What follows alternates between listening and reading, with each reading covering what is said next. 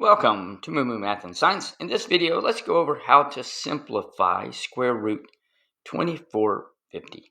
And we need to find the prime numbers that multiply together to equal this. And I like to use factor trees. Since it ends in 50 and 24, I'm pretty sure it's divisible by 25. And 25 times 98 equals 2450. Now, I know 25 is 5 times 5, and we're down to primes. And let's see here. What goes into 98? Well, I know that 2 goes into 98. So 2 times 49 equals 98, and then 7 times 7 is 49. So now I'm down to prime numbers. So I'm going to place them under square root sign, and we have a 5 and a 5.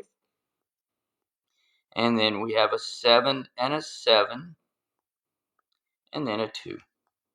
So, since it is a square root, I can pull out pairs. There's a pair of 5s. Here's a pair of 7s.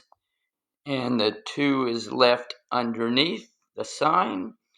5 times 7 is 35.